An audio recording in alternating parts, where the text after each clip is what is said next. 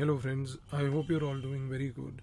I welcome you all to this very new and innovative series that I have just launched, and this series is basically called Sparkle.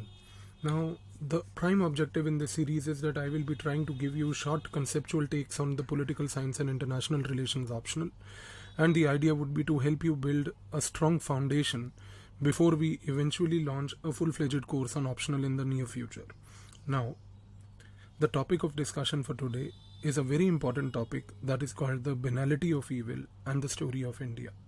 There have been a lot of articles recently in the newspapers that have been trying to basically discuss about the applicability of this very unique concept given by a very important scholar by the name of Hannah Arendt, which is also mentioned in our syllabus of the UPSC for the mains examination in the Western political thought. So here, in this short and quick video, I would be trying to give you the overall understanding of what this concept is all about and how it finds relevance in the country today. You see, friends, when we talk about the word evil, for a very long time period, the mankind has been quite worried, quite concerned that why do people undertake evil activities? What motivates people to behave in an evil manner? Now, throughout the historical past of our human existence, many scholars, religious thinkers have tried to find solutions to this. For example, the Christian theologians who were there, they also tried to understand that why at a time in the humanity's existence, when we have a benevolent God with us, what motivates man to basically carry out an evil activity? And many of these Christian theologians who tried to conceptualize this, who tried to understand this, that at one place when we have a benevolent God, why does evil activity still happen? They still could not find any answer to this. And because of a lack of answer, the search continues till today. This question, that why does mankind behave in an evil manner? This question, that what motivates man to do an evil activity, continues to haunt us till today. Why does man behave in an evil manner? Is something, as I just said, continues to haunt the humanity. And friends, this question is more relevant in the present times. And when we use the word present times, I am trying to refer to the period of the World War II. If you try to understand, and if you have read a basic about the World War II, you would understand one thing, that in the World War II, the mankind, the humanity, had witnessed the worst of the times. For example, if we take the question of Germany, in Germany, Hitler had undertaken a Holocaust of the Jews. There could be nothing more evil than that activity. So World War II is one of the time periods when evil dominated the public discourse. And it is in this context that we try to study this question further. Here, I all now try to do is welcome you to this man called Adolf Eichmann. The first question is, who is Adolf Eichmann?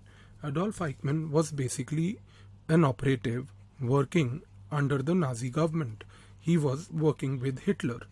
And why he mattered is because during the time of the interwar period, which is the period between the World War I and the World War II, in this interwar period, Hitler in Germany had come out with what is known as the final solution to the problem of the Jews. In fact, to cut the entire story short, if I have to explain you in one single line, let me put it very simply. Hitler, who was basically the ruler in Germany, was of this opinion that the Jews who are living in Germany are basically the root cause of all problems in Germany. And he basically thought that these Jews who control basically all the economic resources of Germany are basically depriving the Germans as such of what is rightly due to them.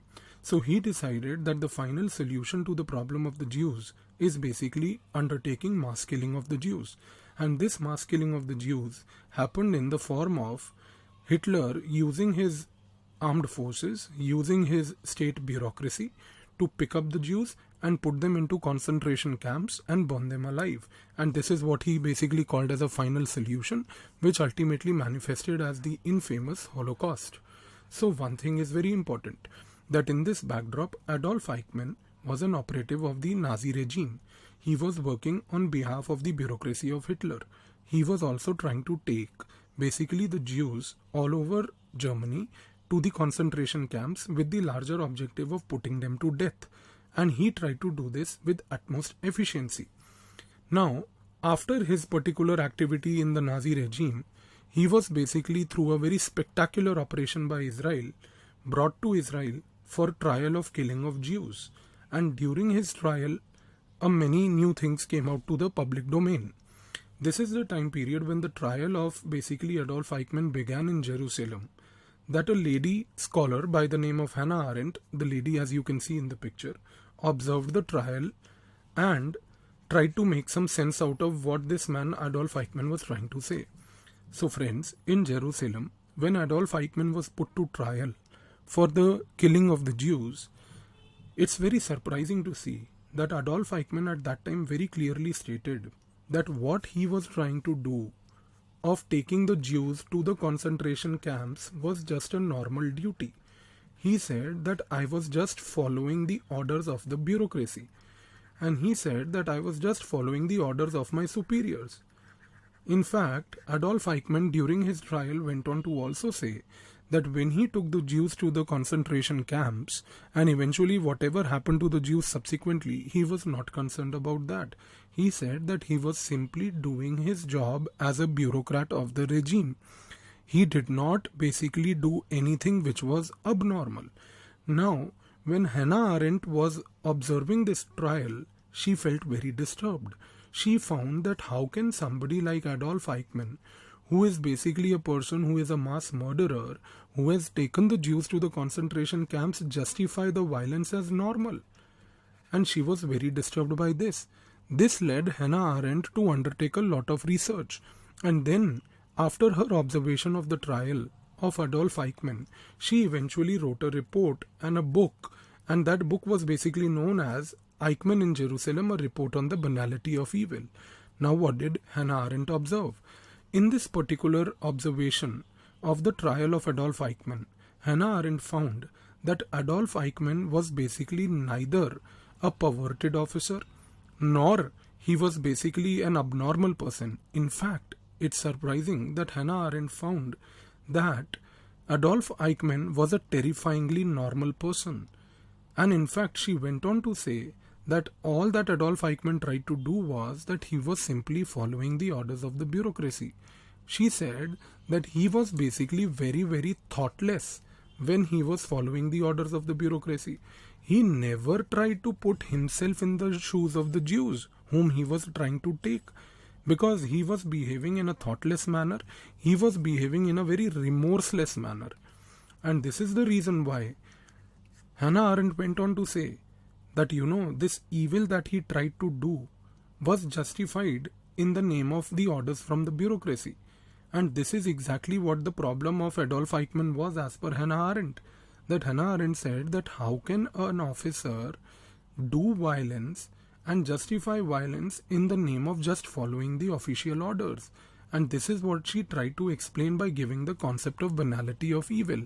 When she arrived at this concept, she said that in the trial of Adolf Eichmann, one thing is very clearly visible, that he was completely thoughtless in following the orders. He lacked the cognitive thinking. He never thought about the implications of what he was trying to do. That is what precisely even Adolf Eichmann said in the court, that he simply followed the orders of the bureaucracy. He only followed whatever his superiors were telling him to do. And this is what Hannah Arendt said, that this man was completely disengaged from the reality. The reality was that the Jews were after all being taken by him to concentration camps and burned to death alive. So this is something very difficult to absorb. So this kind of approach that Hannah Arendt was trying to build up helped her to arrive at this concept of banality of evil. So what were the defining features of the banality of evil according to Hannah Arendt? The first one was following the orders of bureaucracy. This is what precisely Eichmann was trying to do. That Eichmann also justified in the court that I was simply following the orders of my superiors, and he was only concerned with his promotion and career.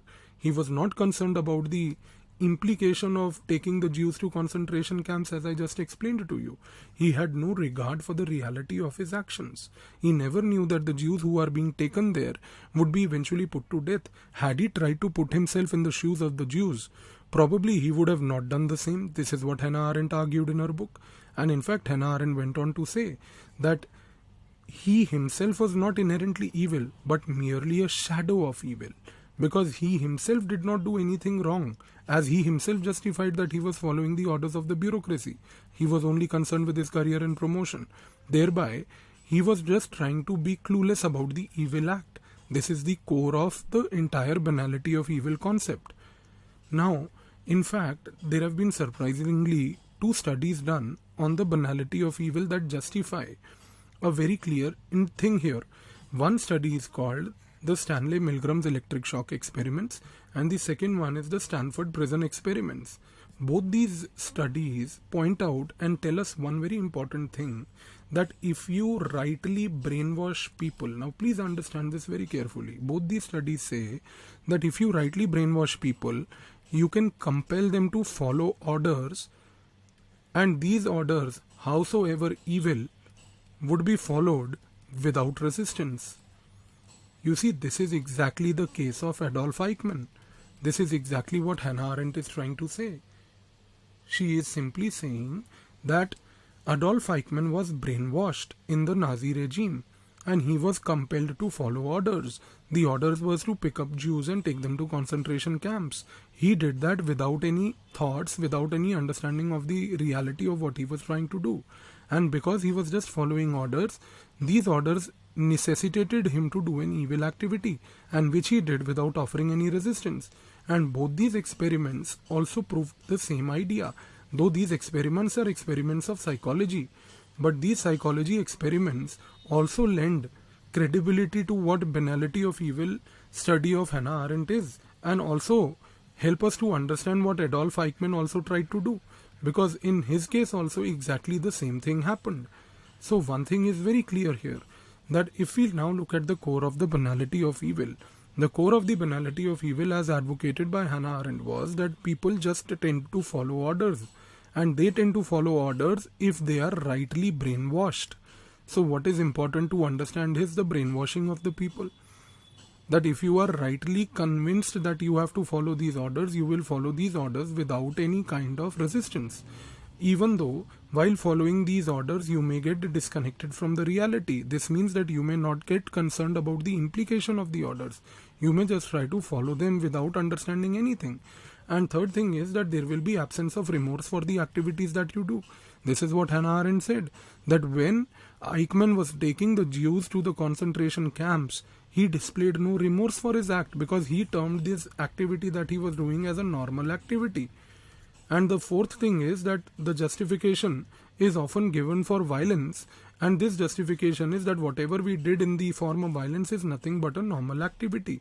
Now, if we try to apply this core of banality to the present day scenario, we can now understand the fact that how terrorism works. Terrorism works precisely by brainwashing people. They try to brainwash people and encourage people to do a violent activity for which the justification is that we have been brainwashed to do this activity in the name of God or anything else. And this also explains how Indians basically started joining the ISIS at one point of time, because they were very rightly brainwashed to carry out evil activities. So Indians joining ISIS was nothing but an implementation of Banality of Evil of Hannah Arendt in practice in the modern times. Similarly, as I just told you, one of the core features of the Banality of Evil is just follow the orders. This particular thing is basically visible in the case of bureaucracy. And the curious case of Stan Swamy, who recently died, basically explains the fact that the bureaucracy kept on just following the orders. In fact, if you have read about Stan Swamy, you would understand that when he demanded a straw in the jail, it took the bureaucracy nearly around 20-25 days to get the file cleared. So bureaucracy continues to behave in the way they want to behave without understanding the implications of their acts. This is what precisely Hannah Arendt is trying to say. Similarly, the riots in Gujarat, the anti-Sikh riots, and the cow vigilantism that we witness in our country in the present times are all examples of absence of remorse, where violence happens and a justification for the violence is ready. So I hope that now you are able to understand that what is this banality of evil, how it came, and how it is relevant today in the world. Because when you write an answer in the examination, though Hannah Arendt is a part of the paper one, but it has to be, written with live examples of the present day times. So I hope you are able to understand the larger linkage. And I leave you this presentation now with a question to think about. That is, modernity has given rise to the banality of evil. This statement is given by Hannah Arendt. Comment. So I hope you are able to understand the concept, and we will continue this series with more concepts for you all. Thank you.